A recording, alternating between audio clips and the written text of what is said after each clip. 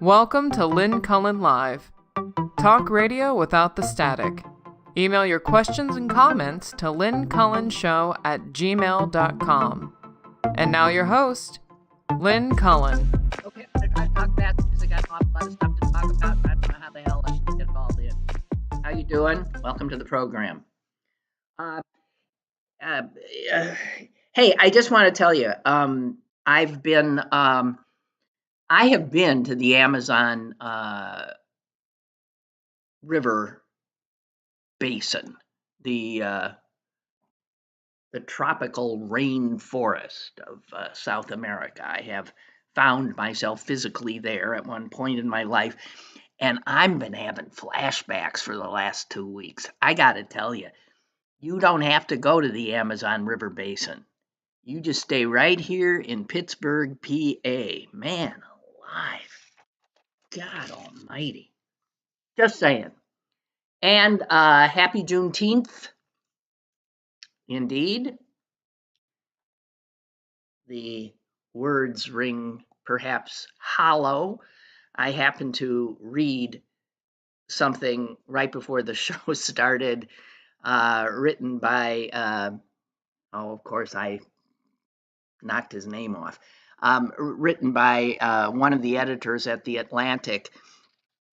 And he sums things up rather well in terms of this Juneteenth celebration.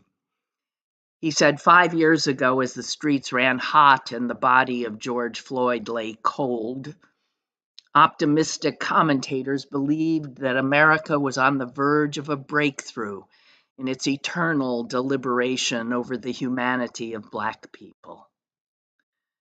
For a brief moment, perhaps, it seemed as if the whirlwinds of revolt that Martin Luther King Jr. once prophesied had finally shaken the foundations of our nation.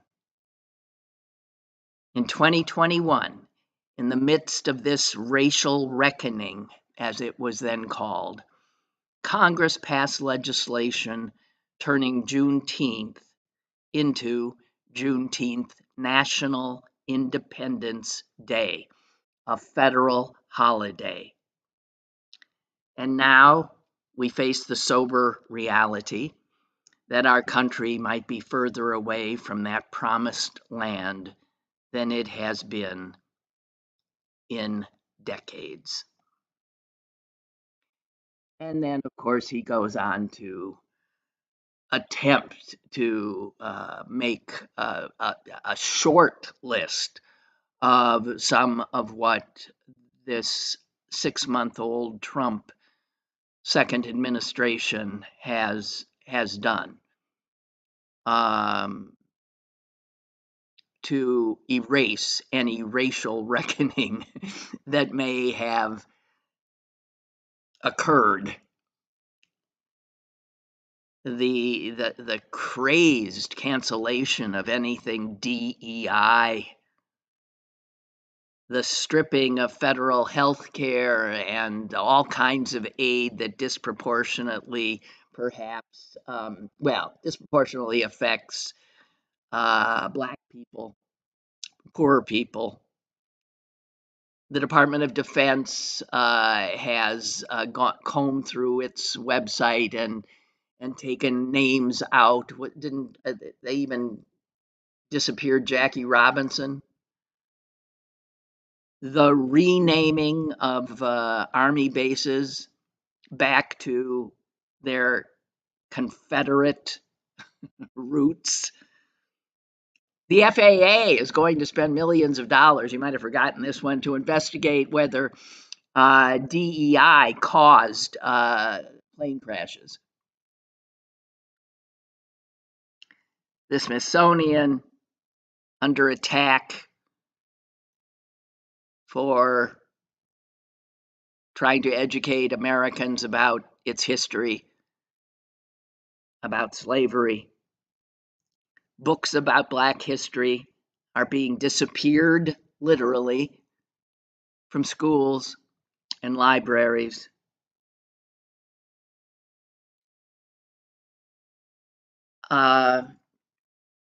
and on and on and on. So I say happy Juneteenth with sorrow in my voice. Incredible. In regard to harming Black people, Black veterans, I don't know. You might have missed this because none of us can keep up, as we well know. But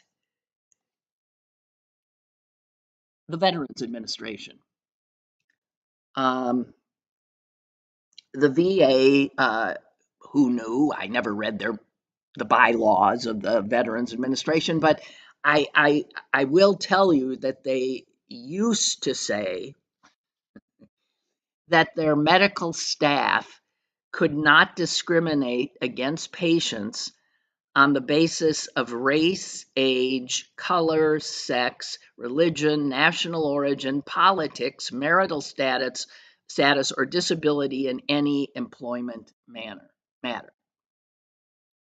And now a whole bunch of those things that I just listed are gone from that list. They have been actively removed. And as a matter of fact, most of them have been removed. And also the bylaw on decisions regarding medical staff membership no longer forbids VA hospitals from discriminating against candidates for staff positions based on national origin, sexual orientation, marital status, membership in a labor organization, or lawful political party affiliation. In other words, I guess the VA, if it wanted to, doesn't have to hire a gay registered Democrat. It wouldn't violate the bylaws.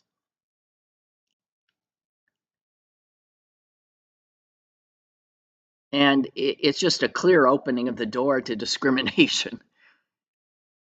And I remind you of one of the judge in the case earlier this week, who fulminated from the bench, this Reagan appointed judge, fulminating from the bench about in his 40 years on the bench, he had never seen such blatant racial discrimination by the government.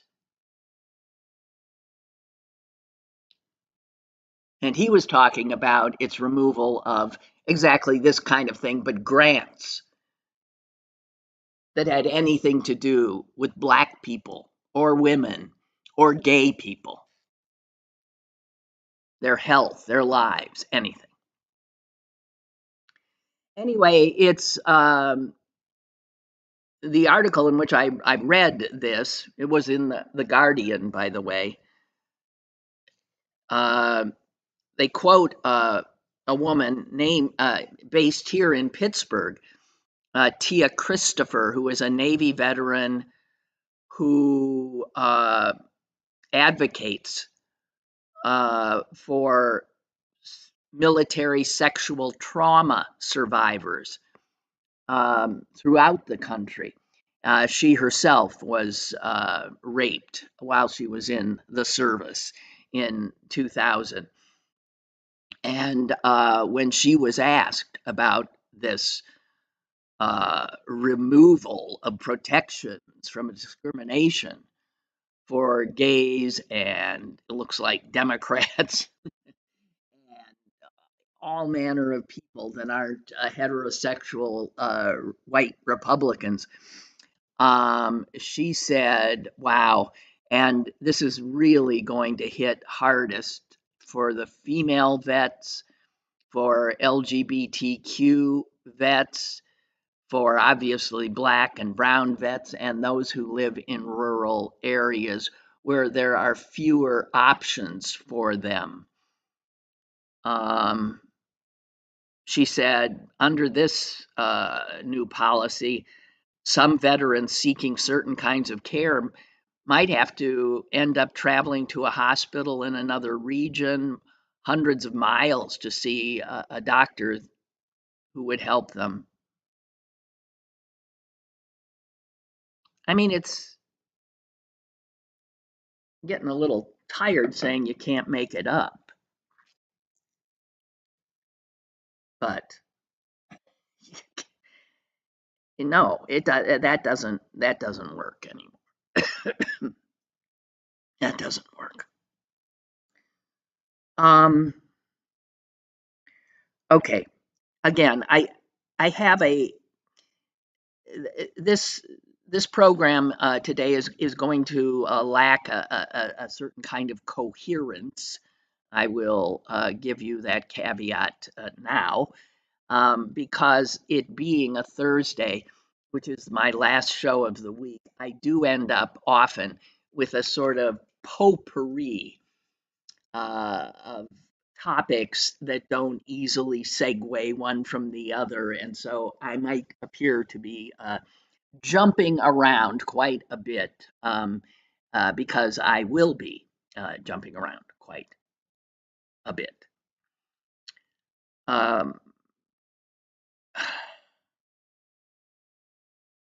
I made the mistake of watching a network newscast last night. Um, I watched the NBC nightly news. I think I had on NBC local news, trying to check on whether I would need to, run for my life from any weather that was incoming.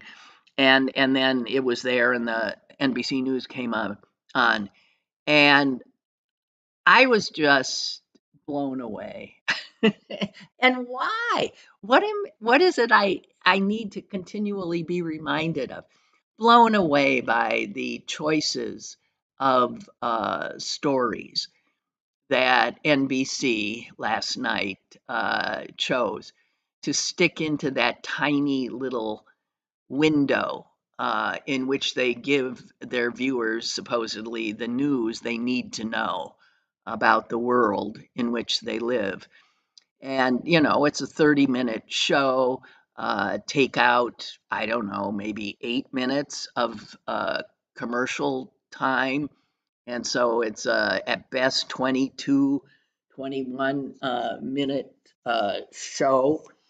And the lead story on a day when anyone who wasn't brain dead could tell you that the biggest story was whether or not the United States was about to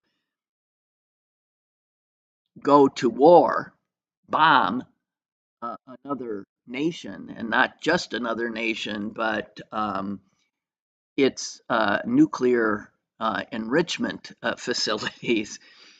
That was the big story. And I was waiting to see what maybe the latest might be. That was not their lead story. Their lead story was the story of a woman in Boston who had just been exonerated from supposed, I guess, murdering her then boyfriend from 3 years ago, who was a Boston cop. Now, this is a story that I have seen out of my peripheral vision here, there. But if you're a serious person in June of 2025 in the United States of America, this is not the number one story.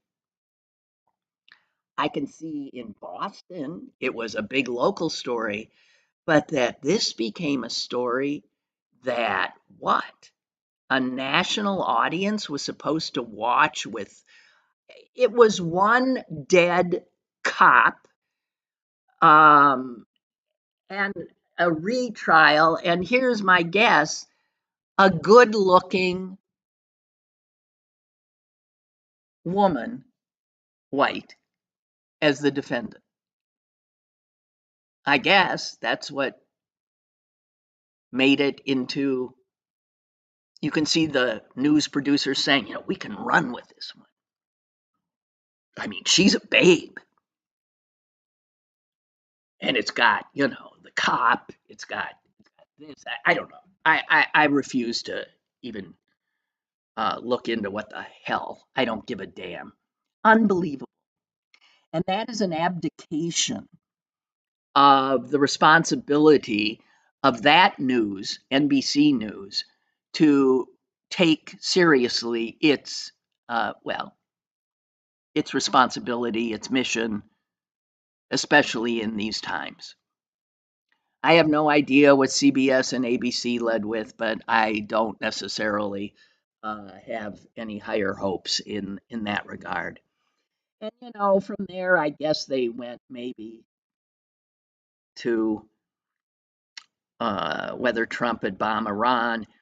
And then they were off on the weather and some jewelry heist and a TV chef who died, and Caitlin Clark in the WNBA getting, sucker punched during a game, and then some woman freaking out on a flight.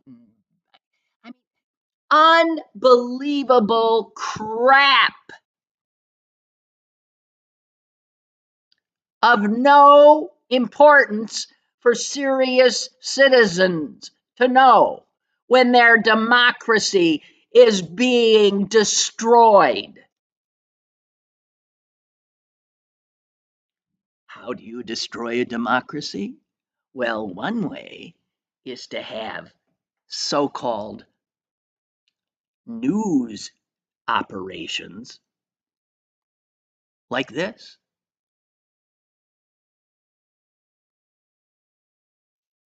Unbelievable. Just un-effing believable. The dumbing down of the citizenry seems to be an ongoing project brought to you by Republicans who can't target education enough for decades. Brought to you by Republicans because uneducated people vote for them, and also brought to you by the capitalist corporations that control our entertainment culture. And you can put the news into that entertainment culture. Quite clearly, NBC considers itself an entertainment show, not a news show. And it bases its decisions on what stories to tell its viewers based on their entertainment value, their ability to hold the viewer's attention rather than their viewers' need as a citizen to know what's going on. So we'll have an increasingly idiotic citizenry. I watched Jeopardy. I was watching. Watchmen is saying it was the lead story. Yeah, last night that was the lead story. That some Boston murder case that she was found not guilty. Guilty of drunk driving, not guilty of trying to kill her boyfriend. She just drunkenly, accidentally, apparently ran him over or something. I don't know. Big effing deal.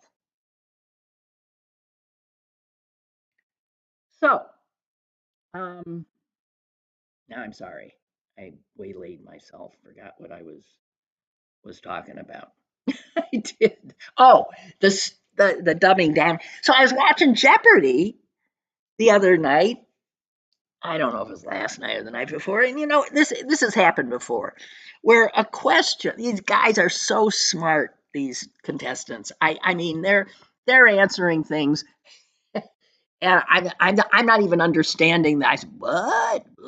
And, bang, bang, bang, they got it. But where they're often just extraordinarily ignorant is what I think of as recent American history. But of course, to them, they're all much younger than I. It isn't recent, it's ancient. Anything that happened in the what? The 50s, the 60s, even the 70s. They don't know. They don't know people who I think, you don't know who that is? You don't know that name? You don't know what they're talking. What?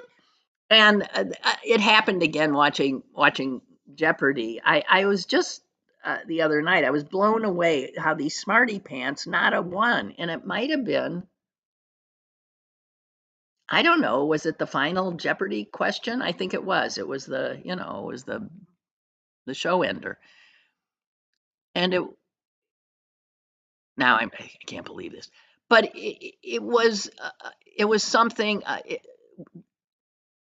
said by Martin Luther King Jr.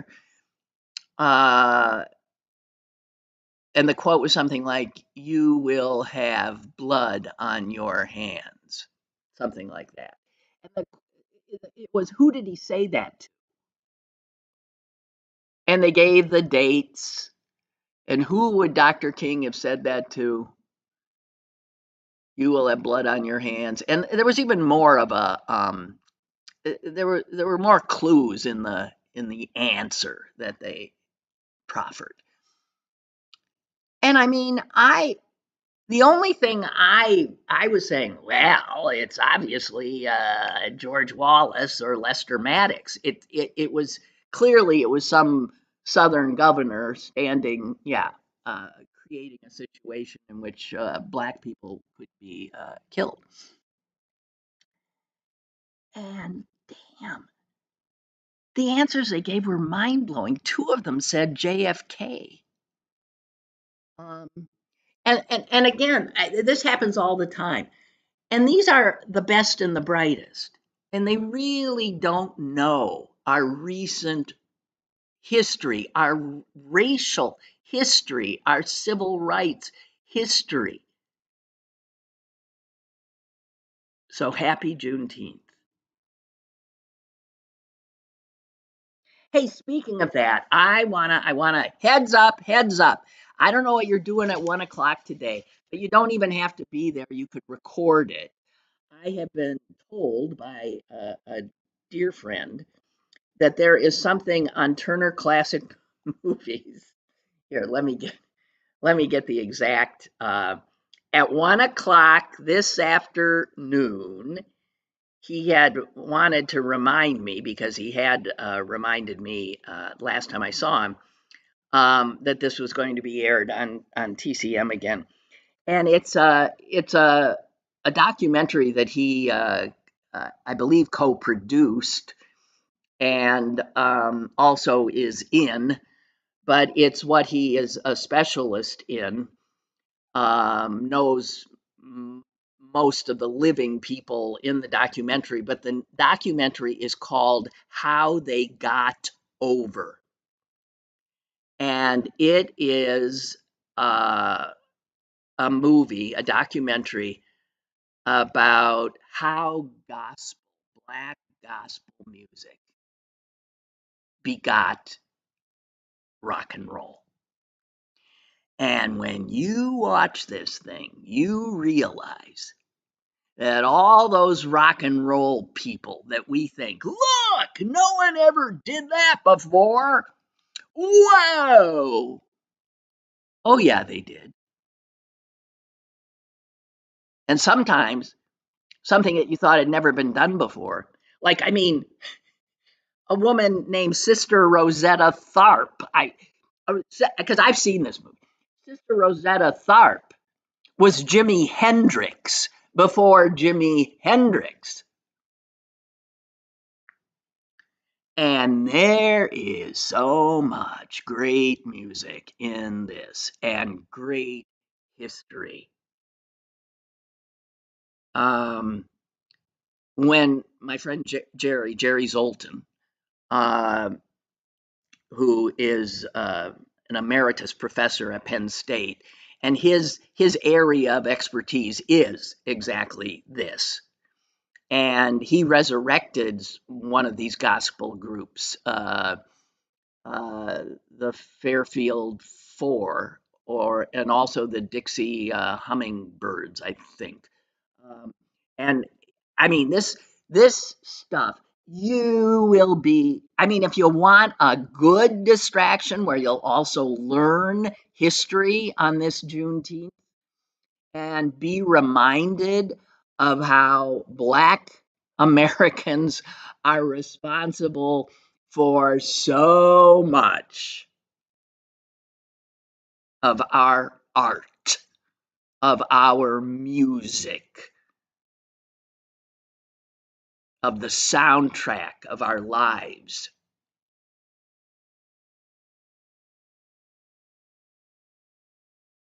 And interestingly, the title of the doc is How They Got Over. And I looked up the New York Times review of it, which was 3 years ago or something, and it's just they're raving.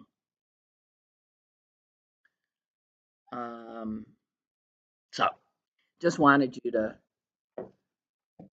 record it, see it later, but Jerry told me it would be on at 1 o'clock. I happened to see it when it first debuted at a screening here, and it was just blown away, blown away. So I will be watching it again. That is a good way to celebrate this holiday.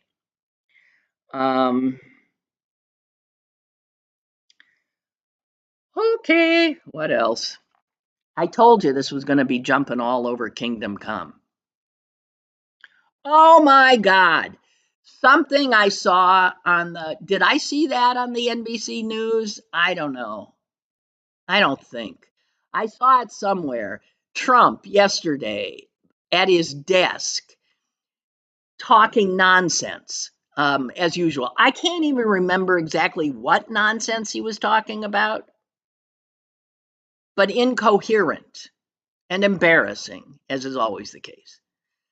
But standing behind him were a bunch of, I don't know, it looked like a sports team of some sort.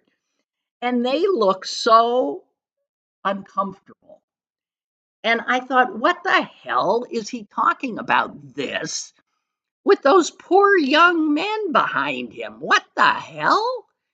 I mean, I thought, so anyway, I've since found out that that was the an Italian soccer team that for some reason, don't ask me, something about they're owned by somebody who owns something that's also Trump, a billionaire boys. And the owner had said, "Hey, can my team stop by?" Yeah. And one of the team members was asked, "Why the hell were you guys?" And he said, "Beats me. We were told we were going."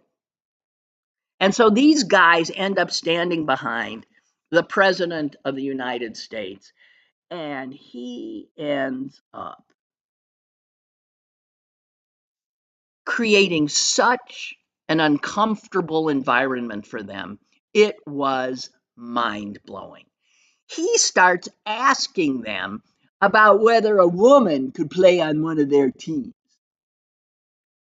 And how do they think about blah blah blah blah blah. And man, they were more diplomatic than this guy could ever be. But he was baiting them. He even suggested that one of them didn't know anything about tariffs or something. I don't know, it was something. I watched this and wanted to, I just wanted to jump into a box and pull the lid over my head. It is so embarrassing to have this man represent us. My God, my dear God.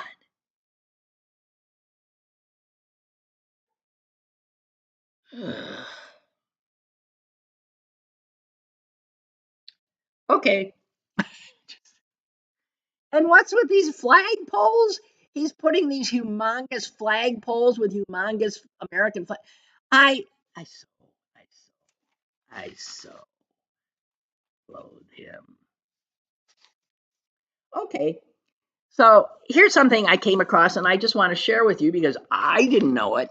I mean, forgive me for assuming that if I didn't know it, maybe you didn't know it, because some of you, I think, are much more tuned in than I. But I didn't know this. So you know what? If I were to tell you that, okay, over 40 police officers have been wounded uh, because they've been hit by bricks or bottles.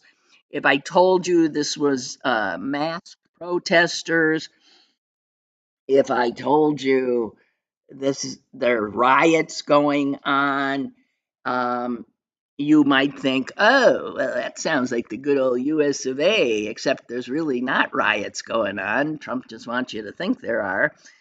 But, and as far as I know, we don't have 40 wounded police. You know where this is? Northern Ireland. And you know what it's about? Anti-immigration. So it is very much like what's happening here, in that people are using hatred of the stranger, hatred of the other, to foment unrest and violence. This is the right wing of any country's politics. And apparently, Northern Ireland right now, I don't know, this is a few days old, uh, but there have been riots, um, arson attacks, targeting of homes of immigrants by vigilantes. It's been ugly. And all of this because of an alleged sexual assault. I mean, this sounds so much like the kind of crap that anyone who knows American history knows sounds extraordinarily familiar to our ears.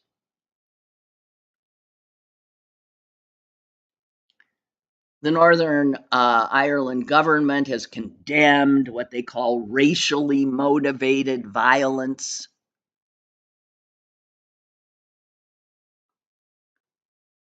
People are flying Union Jacks on their homes, signaling that they are British.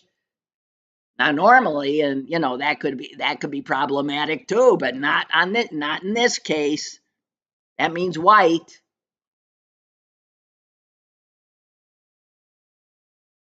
The First Minister of Northern Ireland expressed outrage, saying that anyone should feel the need to place a flag or a sticker on their door to identify their ethnicity just to avoid violence or being targeted is an outrage.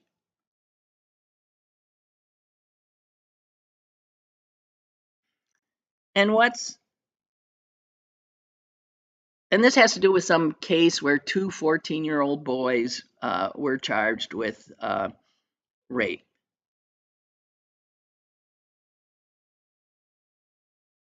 And it just set off, the right wingers and their and the people who on social media egg them on. And so you got 40 wounded cops trying to put down this stuff. And the article that I saw says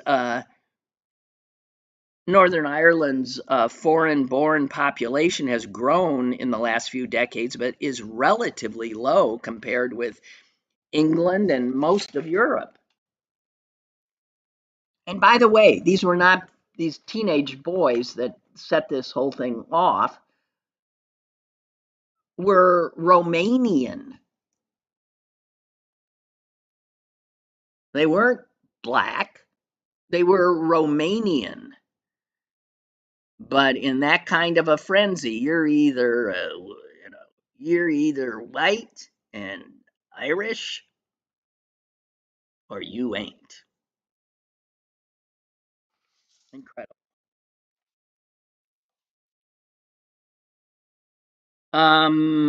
Also want to point out that oh, I don't wanna. I'm sick of it. Oh, here's some history. I just want to because I have been not getting this in for about 3 months now, and I want to get it in because let me find it. This has to do with a speech given on the floor of the U.S. Senate a long time ago. In other words, the Jeopardy geniuses wouldn't have a clue who this woman was. But I know of her, and I think of her with respect. She was one of the first women to serve in the United States Senate. She was a Republican. She wouldn't have been a Republican today, I'll tell you that. And her name was Margaret Chase Smith. And she served in the 50s. And she was appalled by Senator Joseph McCarthy, by the witch hunts going on, by the blacklisting of people for their political views, for the spreading of outrageous lies, for the ruining of lives. But it was playing real well, they thought, with their base, right? And she gave a speech at the time. And it was June 1st, 1950. Now, I got to tell you, I'm old, but I would have only been 2. Okay. So it's not like I remember hearing it on the radio. But I knew of it because I lived in a household that knew and valued our history. And somebody saw fit to resurrect part of her speech the other day because it shows that courage in elected officials has always been in short supply, and that those willing to stand up and speak against their own party are rare. And if you look at like who's the Republican senator that is speaking up more, there's few, but it is a woman today, Lisa Murkowski. And here too, it's a woman, Margaret Chase Smith.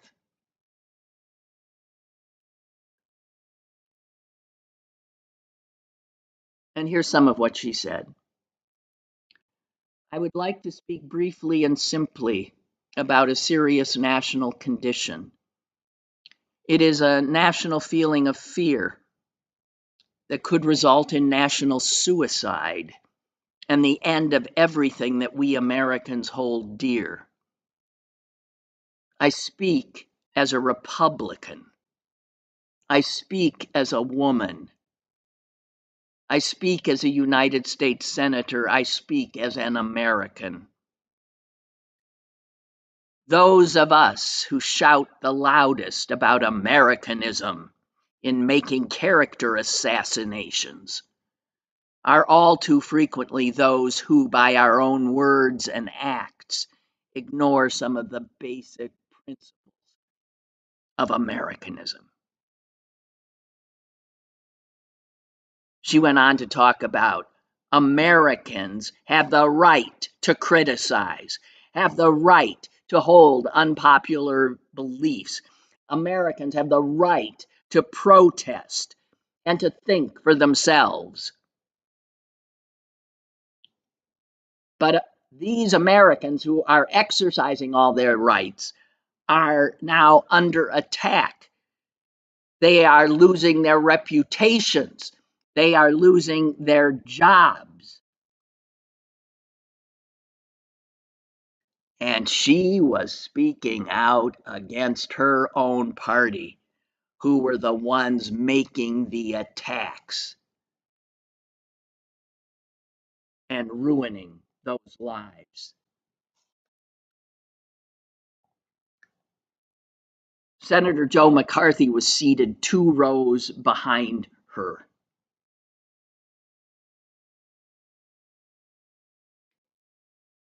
And she went on to say, they were, so we're heading into, if it's 1950, we in a president. Anyway, she said that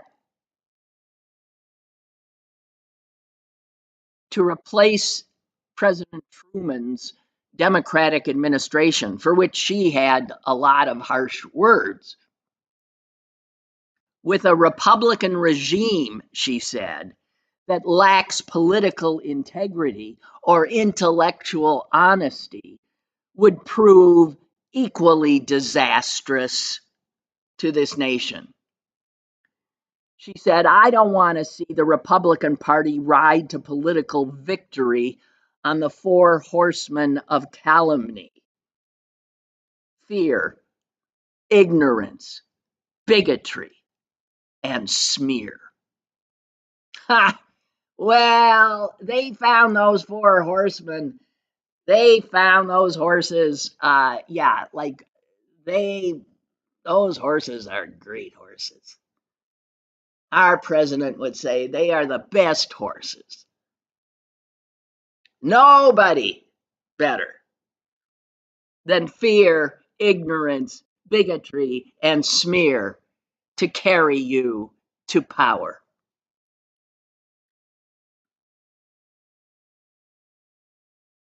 And then she said this, and she was wrong. I doubt if the Republican Party would do so, simply because I don't believe the American people will uphold any political party that puts political exploitation above national interest.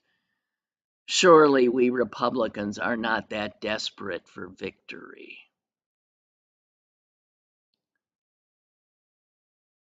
She's another person I'm glad is not here to see her party now, this country now. She would not believe it.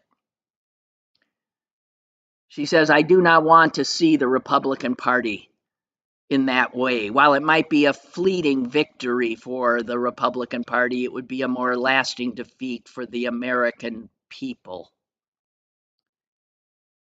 And she went on, as an American, I condemn a Republican fascist. Wow.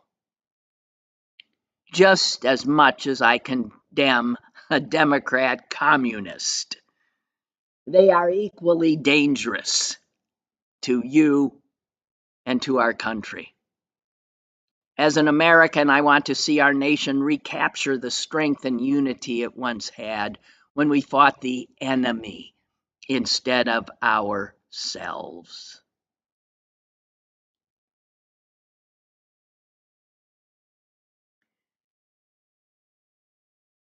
Margaret Chase Smith then presented a declaration of conscience, and it listed 5 principles she hoped her party would adopt. And it ended with these words: "It is high time that we all stop being tools and victims of totalitarian techniques that, if continued unchecked, will surely end what we have come to cherish as the American way of life."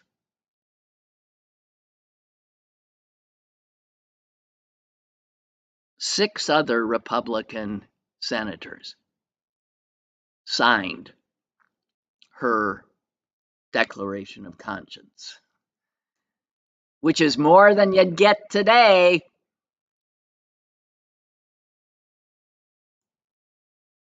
And Senator Joe McCarthy,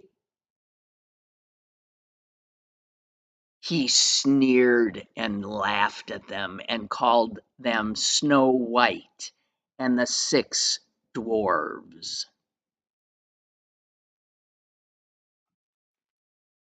So there you have it.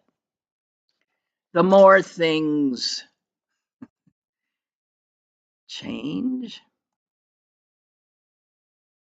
it's truly amazing, is it not? How this battle we're fighting now, and with more of a chance to lose than ever before. This nation pulled back from McCarthyism. I mean, but it just, what happens is the McCarthyites and the people who believe all this stuff, they just, scurry back under their rocks. But at any opportunity. And there is little doubt that what awakened them this time was not immigration. It was that a black man was elected our president and then re-elected. I have no doubt of that.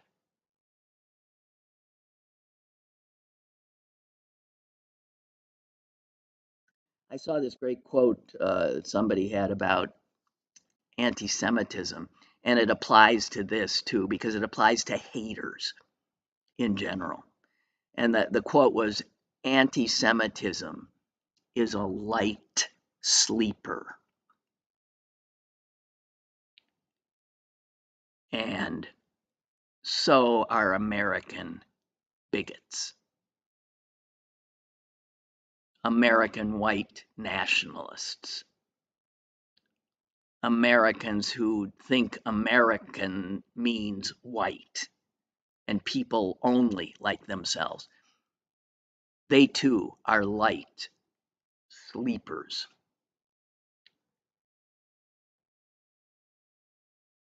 I've got a caller here. Let me let him in. Hello.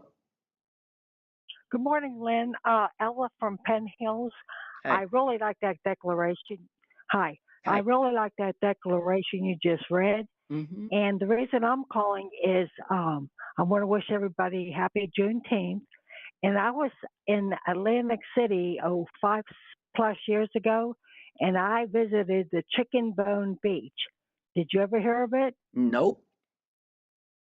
Okay, well, Chicken Bone Beach was a beach that was separated. Only the blacks could go there, and they would buy they weren't allowed to go in the restaurant, so they would buy their food and they would eat it right on the beach, Mm-hmm. and then they would bury the chicken bones, Mm-hmm. and that's how it got its name. And then I came home with it, and I asked one of my residents, and he said they were probably dreaming of a better future for them. And I thought that was beautiful. Yeah, well, that's been a black American dream for forever. Yeah. Right. Well, we just got to keep dreaming. Well, we got to make it reality somehow. But I hear you, Ella. Thank you. Thank you. Okay. You're welcome. Thanks Appreciate so it. long. Bye-bye. Bye-bye. Yeah.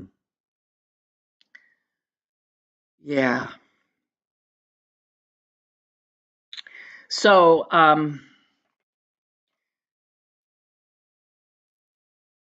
the New York Times had a editorial the other day. Yeah, I mentioned anti-Semitism, and I've told you this before. Every time I bring up that subject, I get really uptight, because I just, as a Jew, I know most non-Jews don't want to hear it, and even a lot of Jews don't want to hear it. They think it doesn't help us. But there's no getting around it anymore. And I bring it up because there's this huge editorial. I don't know if you saw it, by the New York Times editorial board, and the headline is "Anti-Semitism is an urgent problem." And I want to share. I won't be fulminating myself. I will share their words, or reasoned, with you. Just a few. Per capita, Jews face far greater risks of being victims of hate crimes than members of any other demographic group. American Jews, who make up about 2% of the country's population, are well aware of the threat. Some feel compelled to hide signs of their faith. Synagogues have hired armed guards. Jewish schools have guards. The response from the rest of American society has been insufficient.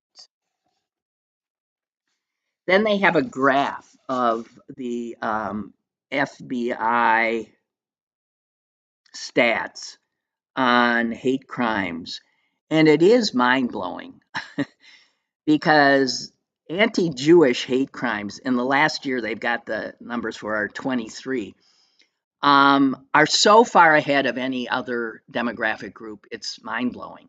The next demographic group that suffers hate crimes, the second, is gay, LGBTQ, and their crime rate is less than half of the anti-Jewish rate. So just to put some numbers on it, 291 hate crimes per 1 million Jews, 111 hate crimes for gays, 79 for Muslims. So that Jews at the top, the number is 291, and then the only other three-digit is gays, 111, and then you drop into double digits for Muslims at 79, blacks at 64, Asians at 17, Hispanics 13, Hindus 9, and then you get single digits. Buddhists 7, anti-white 3, anti-Mormon 2, anti-Catholic 1. So the graph is just mind-blowing in terms of who's being attacked for who they are in this country. In terms of our numbers, a Jew is much more likely to be attacked. And here is it was an Irish writer who, this is where I got the quote, who said, "Anti-Semitism is a light sleeper. It reemerges when societies become polarized and people go looking for scapegoats. The political right," this is the Times editorial again, "the political right, including President Trump, deserves substantial blame." And then there's 3 or 4 paragraphs on that. And then it says anti-Semitism also has a home on the progressive left, and the bipartisan nature of the problem has helped make it distinct. Progressives reject many other forms of hate, even as some tolerate anti-Semitism. College campuses where Jewish students can face social ostracization have become the clearest example. A decade ago, members of the student government at UCLA debated blocking a Jew from a leadership post, claiming that she might not be able to represent the entire community. At the University of Pittsburgh and other schools, activists have recently called for administrators to cut ties with or close Hillel, which is an organization that supports Jewish life on campus. In a national survey, college students who identified as liberal were more likely than either moderates or conservatives to say, quote, they avoid Jews because of their views. And then the editorial board goes on to say it is true that criticism of the Israeli government is not the same as anti-Semitism. You can say that till you're blue in the face. But in recent years, Americans generally have greater ability to identify Jew hatred when it comes from the hard right, and much less ability or comfort to call out Jew hate when it comes from the left or radical Islamism. So, very quickly finishing this up, consider the double standard that leads to fixation on Israel's human rights record and little campus activism about the records of China, Russia, Sudan, Venezuela, almost any other country, definitely any other country. Consider how often left-leaning groups suggest that the world's one Jewish state should not exist, and express admiration for Hamas, for Hezbollah, Iranian-backed terrorist groups that brag about murdering Jews. Consider how often people use Zionist as a slur. The definition of a Zionist is somebody who supports the existence of Israel.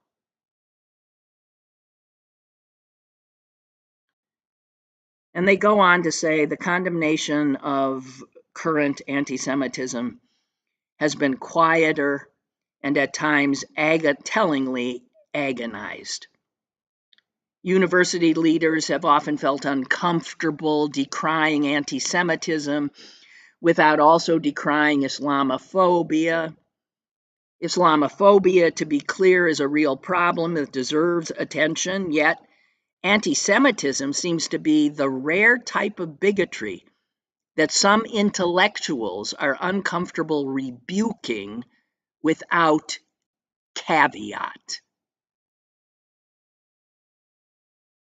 After the September 11 attacks, intellectuals did not feel the need to rebuke both Islamophobia and anti-Semitism, nor should they have. People should be able to denounce a growing form of hatred without ritually denouncing other forms of hatred. And it's only with anti-Semitism that you get this.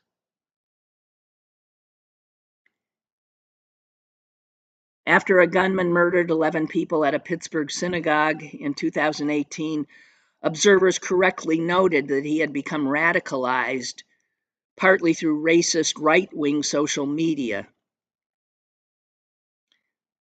There has been a similar phenomenon in some recent attacks, this time with the assailants using the language of the left.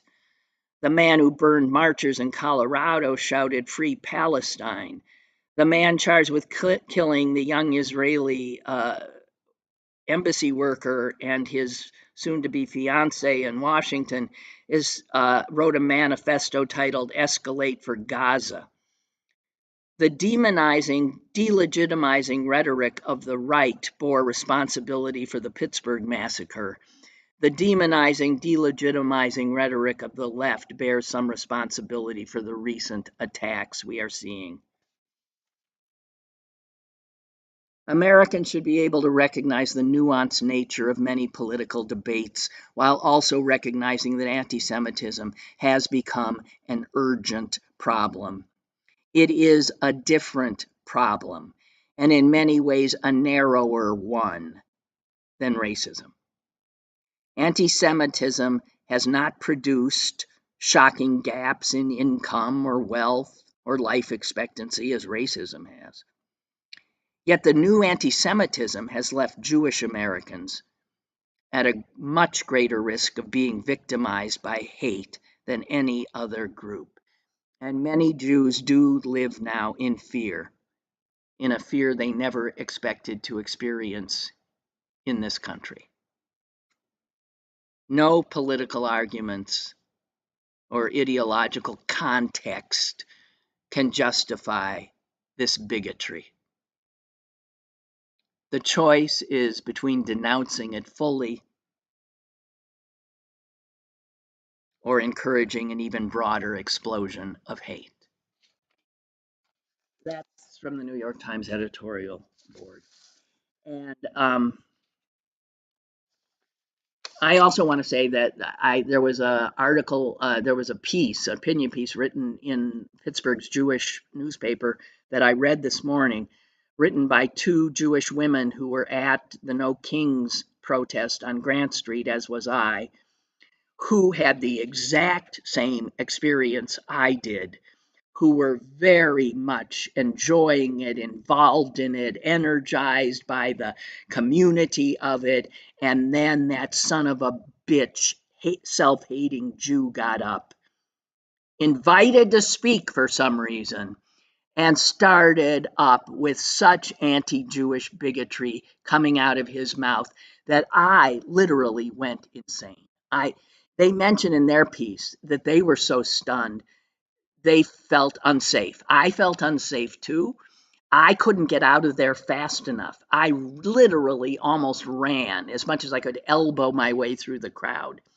And those two women who wrote this piece did the exact same thing and said that they saw other people they knew were Jews also leaving. So, again, I say to the organizers, you fucked up big time. You blew an opportunity, but what you did was allow anti-Semitism spouted by a Jew, and it doesn't give it cover. You think it does. That created an atmosphere that frankly terrified Jewish people who were there. I was not alone. I felt alone. And reading that piece today, I realized, oh my God, I wasn't the only one. Of course I wasn't. I don't know how a Jew could have stood through that. Just saying. And now I'm done. I think I'm done. God knows what's going to happen until I speak to you next. We'll probably be at war. What the fuck? Lynn Cullen Live, Monday through Thursday from 10 a.m. to 11 a.m. and archived at pghcitypaper.com. The opinions expressed on Lynn Cullen Live are those of the host and do not necessarily reflect the viewpoints of Pittsburgh City Paper or its advertisers.